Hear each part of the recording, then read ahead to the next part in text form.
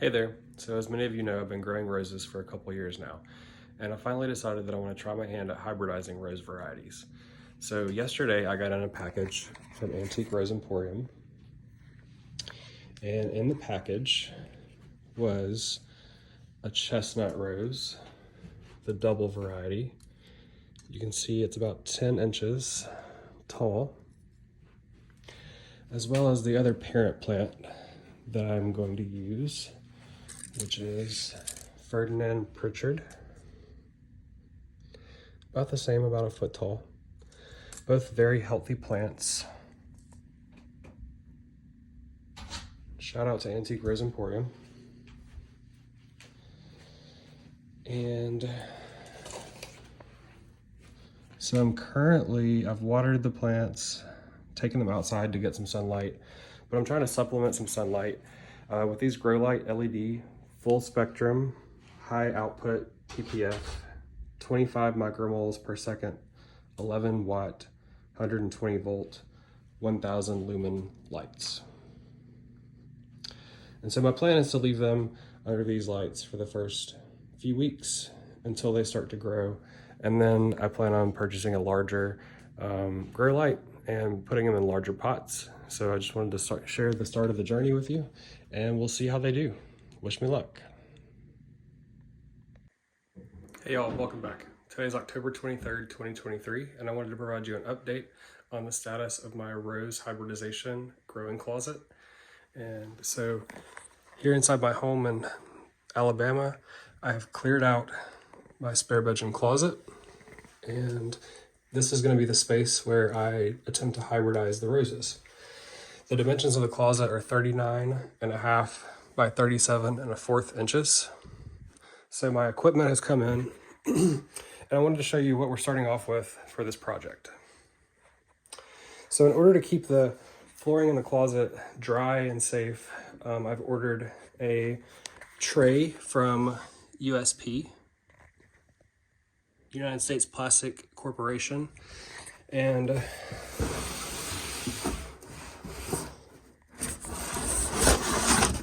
this is that tray. So the dimensions of the tray are 30 inches by 30 inches by 3 inches high. And that's what's gonna hold the pots for the roses.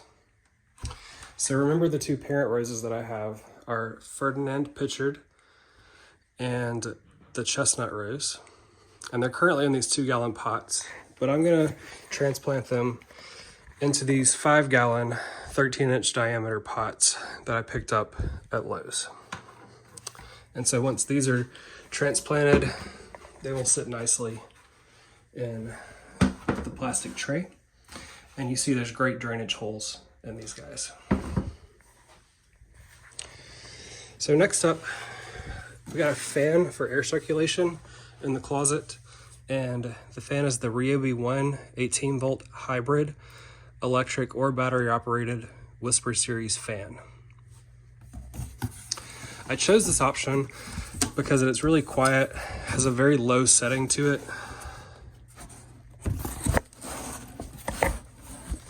and it's also the perfect size for the space that I'm using. So I'll place that in the closet as well. And finally, we have the Mars Hydro TS 1000 series grow light.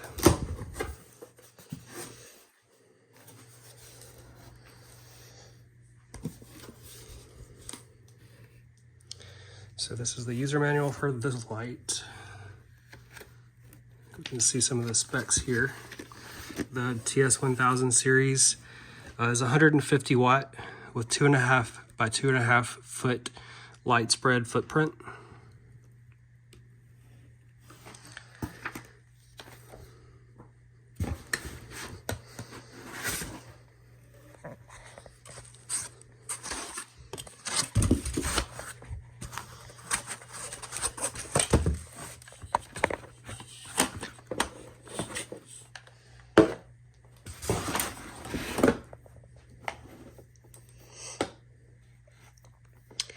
So I'm excited to get the light installed in the closet and get the plants repotted into their new pots.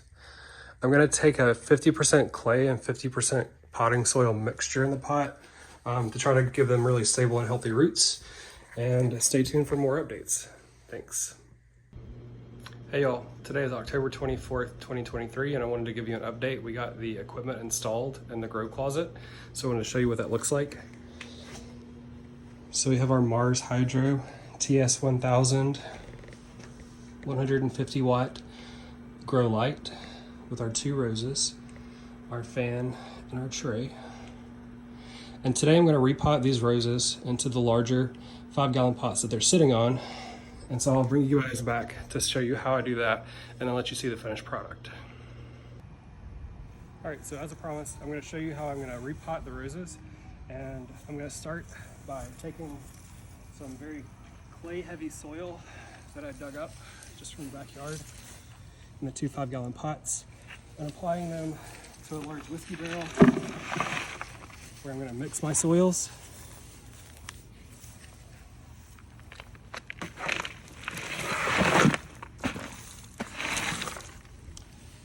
Then I'm going to apply equal parts of this organic potting mix.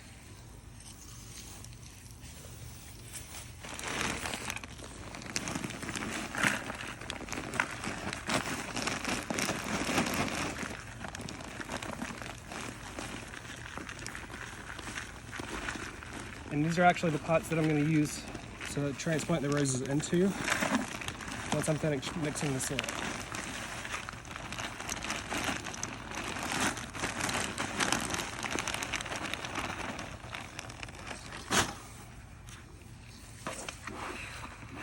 And the reason I do this is because eventually these roses will likely be planted in the landscape, and having the clay mix in with the potting soil really gives the roses a chance to develop stronger roots that will make them a lot more likely to be successful once they are transplanted. So finally, I'm going to throw in a couple handfuls of rose fertilizer. Typically I like to use Mills Magic, but I'm currently out of that, so this is going to suffice.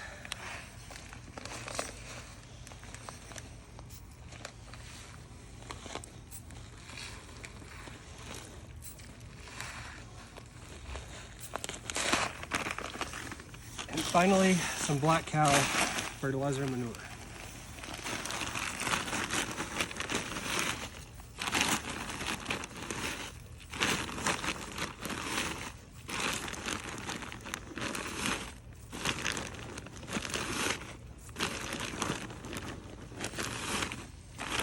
Perfect. So how many handfuls would you say that is? That was about 6 handfuls of the Black Cow and about 4 of the rose fertilizer. So now I'm going to mix all this together until it's evenly blended. I'll pull out any large rocks that I see, but you really have to break up some of the clay. We've had extremely dry weather so far this fall here in Alabama, and so that's made the clay a lot harder and more difficult to work with, but such as it is. So we'll bring you back after we get the soil successfully mixed to show you the transplanting of the roses.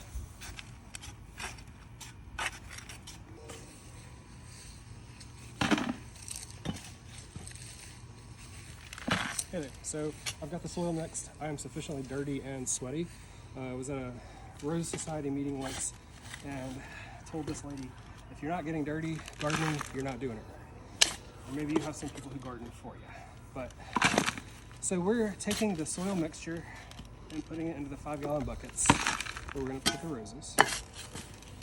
And got our fertilizer, our cow manure, our clay soil, and our potting soil all mixed together nicely. So that's a chunk that's too big, so we're going to discard that. Any large rocks you see, also discard those. They won't hurt the plant, but the roots just won't be able to grow through them. Again, if you're growing miniature roses or roses that are going to spend their entire lives in pots, then there's really no use in mixing the soils like this. But if you think that one day the roses will be planted in the ground, it's very helpful to give them a head start.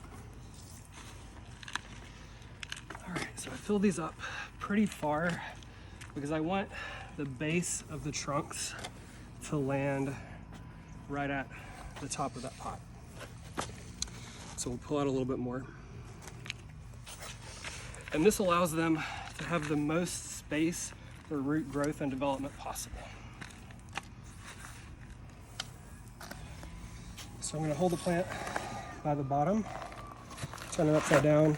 You can see this one has some great roots on it, so I'm going to be careful not to break those off as I take it out of its original container. Again, these roses are from Antique Rose Emporium. Very healthy plant with great root development.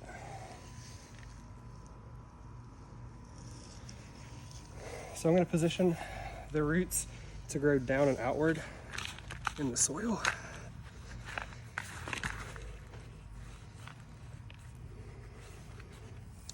And then I'm going to backfill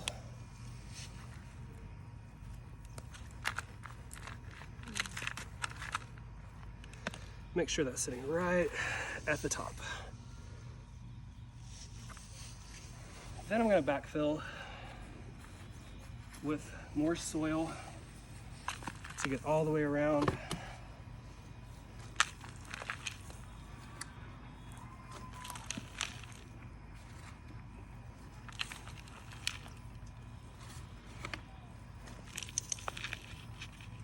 And then I'll take my fists and I'm going to pack in all the way around the rose bush.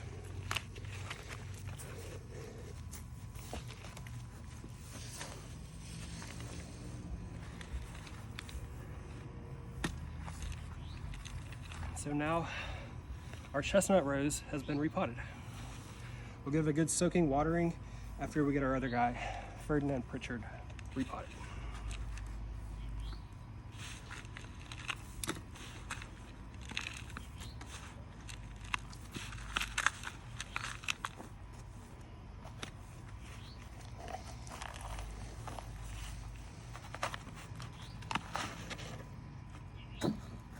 It's been my experience that sometimes you can get roses from nurseries that have too much fertilizer, but that's not been my experience with Antique Rose Emporium.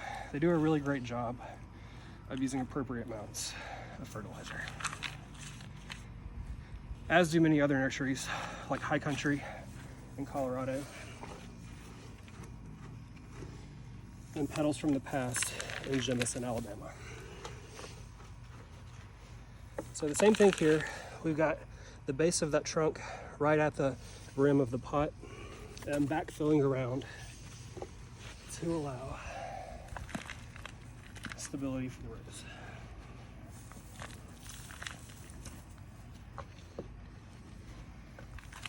The roots on this guy weren't quite as developed, but they will grow nicely into this pot.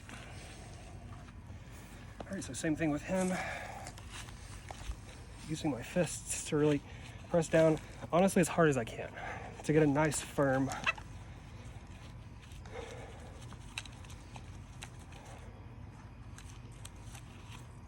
roots established.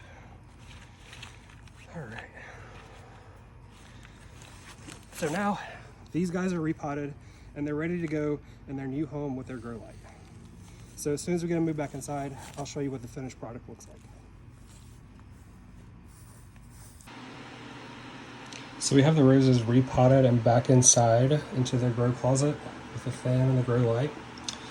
And if you'll recall, the purpose of having the roses inside over the winter here in Alabama is to help with increasing the ruminancy and getting a head start on those blooms so we can cross-pollinate the mother plant, which is going to be the Ferdinand Pritchard, with pollen from the parent plant, the chestnut rose. So as we start to get buds and blooms over the next 6 months, I will update you on the status and how it's going. I also have a couple other hand-pollinated rose crosses in my Mississippi rose garden, and those are Munstead wood pollen crossed with one mother plant of Safrano and one mother plant of Souvenir de la Malmaison. But for the purpose of these videos, we're going to focus on these indoor roses, the chestnut and the Ferdinand Pritchard, and our hybridization journey with them. So stay tuned for more updates soon.